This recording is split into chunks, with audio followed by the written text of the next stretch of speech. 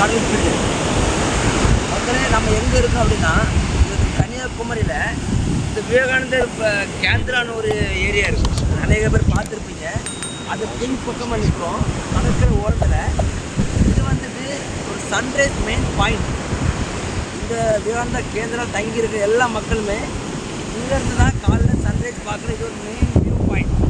நம்ம இங்கே என்ன பண்ண போகிறோம் அப்படின்னா இந்த கடற்கரை பக்கத்துலேயே ஒரு அழகான ஒரு சூரிய வச்சு ஒரு அருமையான சமையல் ஒன்று பண்ண போகிறோம். ஸ்கிப் பண்ணாமல் பார்த்துக்கிட்டே இருங்க. ரொம்ப பிடிச்சிருக்கு நம்புகிறேன். பார்க்க இதுதான் வந்து சூறை மீன். இந்த சூறை 2 மீன் நம்ம என்ன பண்ண போகிறோம் அப்படின்னா வெட்டி அழகாக பெரிய ஒரு பொறிப்பு பொறிச்சு அப்படியே ஒரு ரோஸ்ட் வச்சு பண்ணி காணிக்க போகிறோம். பொறுத்து பார்த்து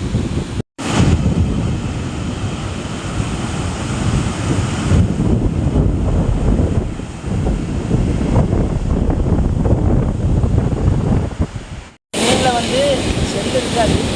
அது இருந்தாலும் லைட்டாக மாதிரி வழுக்கு மாதிரி இருக்கும். அதாவது சும்மா தொலி கலரு போகிறதுக்காக மட்டும் லைட்டாக நம்ம சொல்லி எடுத்துக்கலாம். பாருங்கள், இது ரோஸ்ட் வச்சு போடுறதுனால சின்ன சின்ன துண்டாக நமக்கு வெட்டினா போதும்.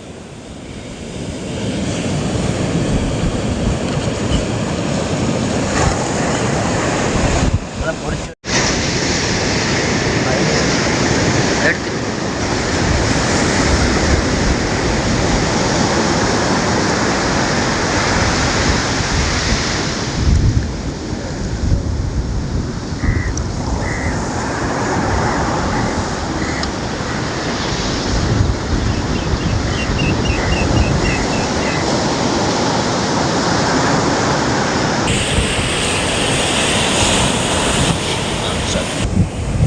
மக்களே மீன் பொரிக்கிறதுக்கு நம்ம மசாலா தடவிடுவோம்.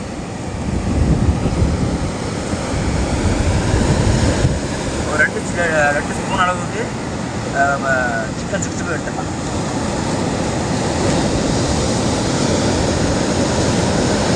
கொஞ்சம் பெருஞ்சீரக பொடி எதுக்குன்னா கொஞ்சம் டேஸ்ட் கொஞ்சம் அதிகமாக இருக்குது. அதுக்காக கொஞ்சமாக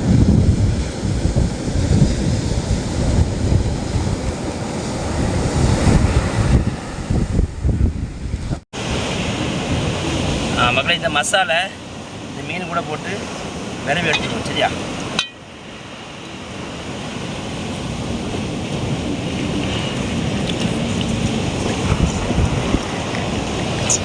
நம்ம இப்போ நல்லா விரவி வச்சுட்டோம். இதை அப்படியே ஊற வச்சுருவோம்.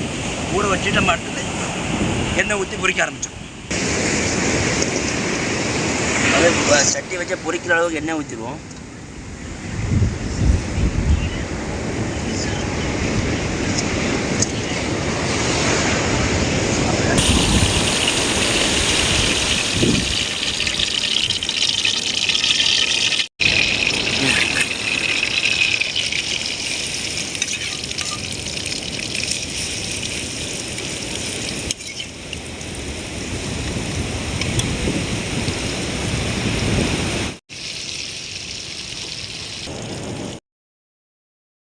வைக்கிறதுக்கு ஒரு பொரிச்சு வச்சு மீனை இதில் போட்டு ரோஸ்ட் வைக்க போட கொஞ்சம் எண்ணெய் ஊற்றிடுவோம்.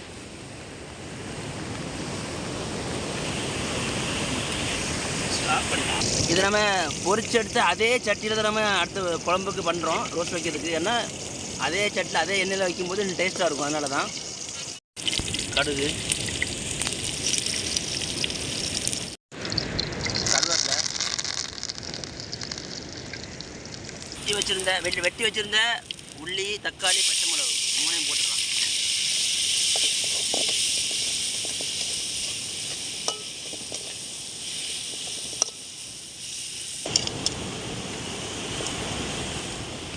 அப்படி கொஞ்சம் மூடி வச்சிடலாம். நல்லா வேக விடணும். தள்ளி வச்சுருந்தா இஞ்சி பூடு பேஸ்ட்டையும் தட்டிடுவோம். திறந்து பார்த்துருவோம். நல்லா ஜோரை வெந்துருச்சு.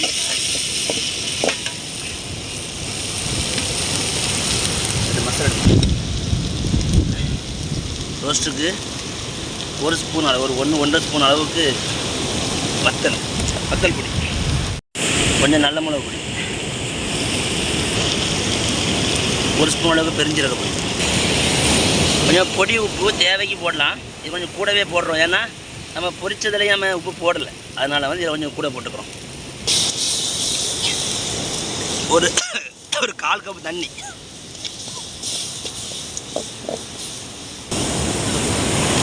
இது நல்லா வதக்கிட்டு பொரிச்சு வச்ச மீனை அப்படியே மேலே மலைச்சாரல் போல் அப்படி தூவி விட்டுருவோம்.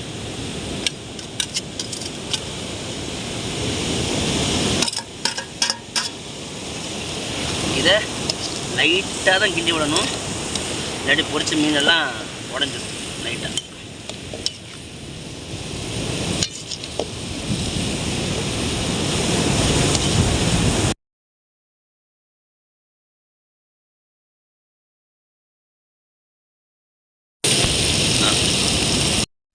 மக்களே, நம்ம வந்து சமையல் பண்ணிகிட்ருக்கோம்.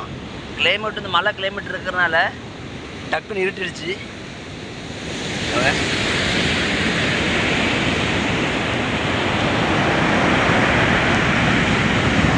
ஆனால் உண்மையிலே இந்த கிளைமேட் வந்து அருமையாக இருக்குது. இந்த கிளைமேட்டுக்கு வந்து கடற்கரை பார்க்க அவ்வளோ ஒரு பார்க்க ரசிக்கவே அவ்வளோ ஒரு அருமையாக இருக்குது. பார்த்துங்க, அப்படியே திறந்து பார்த்துருவோம்.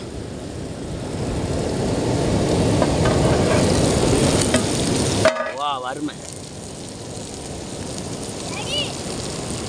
சம்மன் வெந்துருச்சு.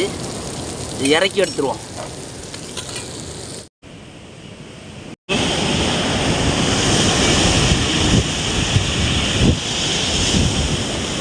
உண்மையில பயங்கரமா இருக்கும்.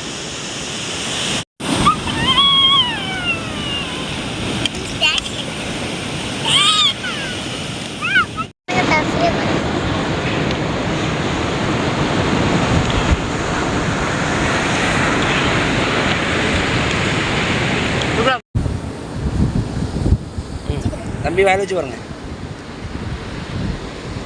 என்ன தம்பி? சூப்பரா இருக்கு மக்களே. இந்த வீடியோ பிடிச்சிருந்தா லைக் பண்ணுங்க, ஷேர் பண்ணுங்க, சப்ஸ்கிரைப் பண்ணுங்க. அப்படியே அந்த பக்கத்துல கமெண்ட் பண்ணா தட்டுங்க.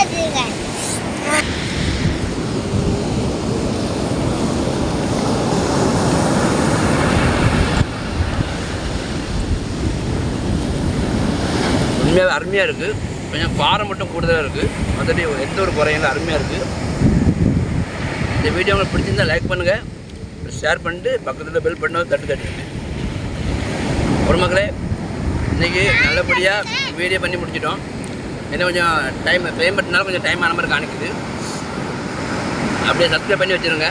அடுத்த ஒரு வீடியோ பெஸ்ட்டாகிட்டு கொஞ்சம் வெளிச்சத்துலேயே போட்டுருவோம். நன்றி.